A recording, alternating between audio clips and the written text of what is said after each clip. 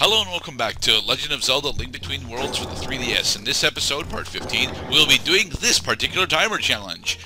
This timer challenge is actually pretty simple, although I'm screwing it up pretty bad. You need speed, and I mean the running speed. Or bombs. Oh, timing. That also is a thing that is conducive to timing. Dash. Speed. There. Whee. And then from here, it's all about precision as opposed to speed. Dash. And whoosh. Too early. Ah, you failed. You failed. Whee! This doesn't actually take us all that often on all many attempts, honestly. I did jump cut to our successful attempt, though. Alright, run, and then dash. Yay, we got it! Dashing really slow. We've got places to go. Gold rupee! That's a nice dash you got there. That's a nice dash you got there. Yep. Thank you, guys. I appreciate the compliments. I do. Anyway, we're continuing with world exploration as we set up to go into our next dungeon. For context, when I was going through this, I wanted to do a reverse dungeon order from Link to the Past. So, what that means is that the next dungeon that we will probably be doing will actually be Turtle Rock. But the problem with doing it that way is specifically, I need to go and do, well, Misery Mire in order to get... oh no! I needed to go and do Thieves Town first in order to buy the Sand Rod, so I could get into Misery Mire later. Ah, The Mr. Sand Hero! Rod. Yes! You better snatch it up quickly, it's a real hot item! Yes. Buy it. And we have successfully bought the Sand Rod. Yay. I don't know what the Sand Rod does without the nice upgrade. I've only had it without the upgrade like once, and I know that with the upgrade the stun animation is longer, and you get to summon whole lines of sand as opposed to just one pillar of sand at a time. But I think that would mean that you would actually require to have the nice Sand Rod towards the end of the game, but I'm not sure. Specifically because Misery Mire kind of requires you to have the nice Sand Rod if it only does one pillar at a time. I knew you'd be able to help me. Now I can help you too. Yes, we have decided to upgrade the Sand Rod into the nice Sand Rod. As I mentioned, it now stuns enemies slightly longer, eats up slightly less magic, slightly less energy, I think, and also. It also hits all the sand in a line, so it's very nice. I don't use it as a combat tool, though. I don't really need a close-range stun when I've got the hook shot, you know?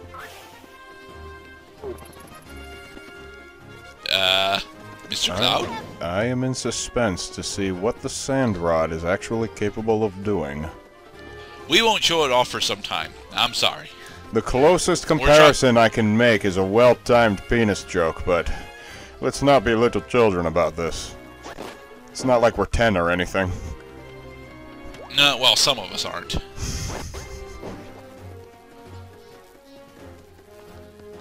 Alright, what I'm trying to do here is collect these rupees.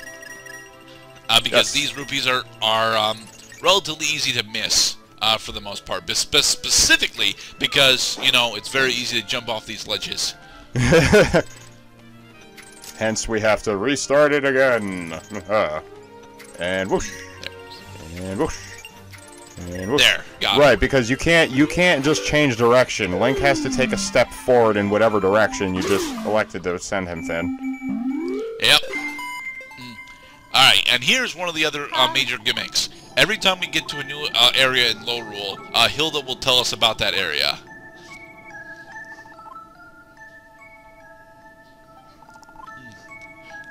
Control over sand! So say I, Hilda of Lorule.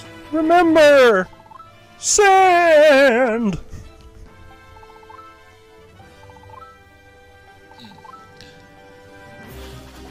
He's giving us the hint that in order to take down these P-hats, we need a shield.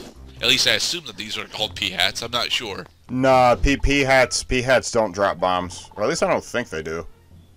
But they do Minish fly. Cap P-hats did not. But there are... I'm pretty sure there is... What were the flying enemies that dropped bombs in Minish Cap? What were they called? Oh, you got me. I didn't play. I wasn't the one who played Minish Cap. Oh, okay. I played Minish Cap, and I have at least one file where I collected all of the figurines, but I forget what they're called. They probably are still called P-hats, honestly, but just a variant of them. The P-hat that I grew up with, of course, was the Ocarina of Time. Holy Jesus, I'm just a little fairy boy going out into Hyrule Field for the first time. These giant fucking helicopter beanbags are sprouting from the ground and coming after me to get me. No! No, evil pineapple! I don't want to die! Evil pineapple. Well, that's what they look like. They do look like pineapples. With helicopter blades. You know, like pineapples. Of course. They're so juicy.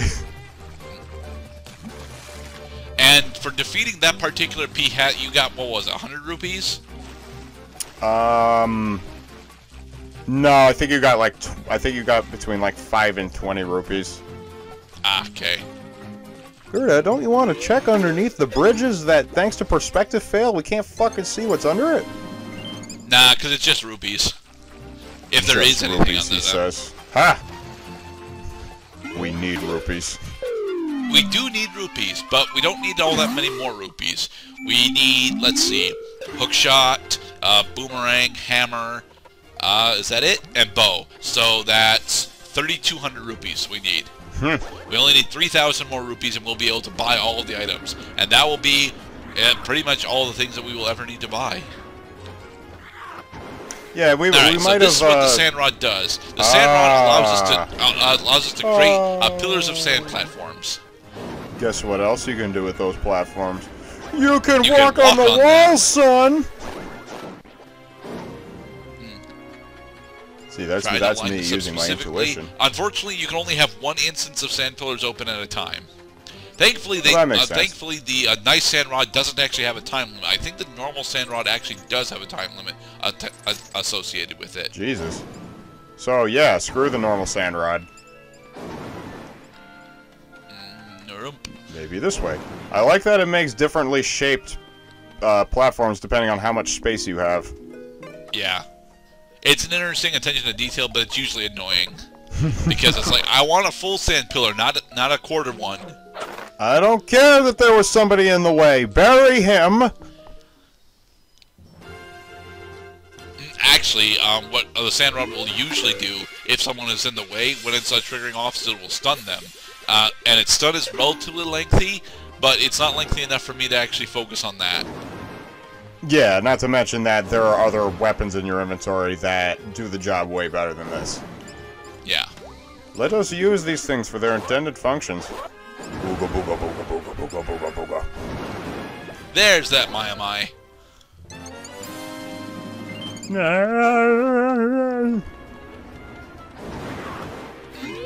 And yes, you can merge with sand pillars that you make. It's very nice. I thought that might be a thing. Alright, so now we need to throw a bomb. No! No, you need to... What you need to do is make the sand pillar, throw the bomb on the pillar, have the correct height, and boom, you've got the wall open. Like that. Ah, you have to raise it up first. This game is so clever. You could actually just throw the bomb when it's about to detonate in order to have that work. I use that technique specifically once we get into the Swamp Dungeon quite a bit. But, you know, I do think that it's more convenient to just lay the bomb first, then use the sand rod. But, yeah, we did all of that to get this piece of heart.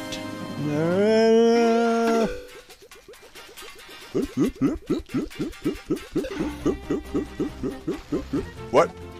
What?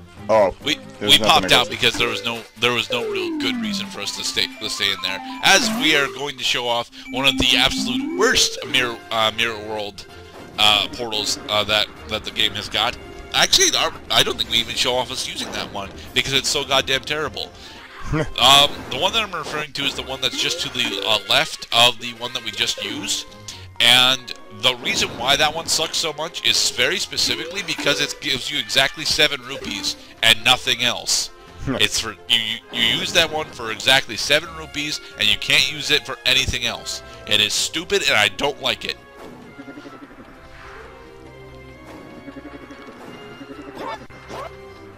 Hey oh, hey oh. Hey oh. Hey oh. But yeah, we're traveling through the desert, or attempting to travel through the desert. It's not working so well. There's nowhere to go. Why? Because a majority of this area is locked off by the goddamn swamp. Sorry, the quagmire. The swamp's a different area. That. This snafu was real quagmire. Yeah. Maybe now we can cross over this? I don't think so. I think we need the stamina scroll in order to actually cross this. You have to get improved stamina? Yep. Or rental meter if you get anyway? Stamina, I think they'll actually let you on top there. Yeah, that's definitely a Zelda thing to do. I mean, back in the day, they just said that you can hold your breath underwater for 9 seconds instead of just 5 seconds. But yeah, that is the difference between access and being denied. Well, it's not unprecedented to double your magic meter. I mean, hell, both Majora's Mask and Ocarina of Time have got the ability to double your magic meter. At least I think Ocarina of Time's got it. Yeah, but that was more for convenience than necessity, because you never had to have increased magic. It was just always nice that you had increased magic.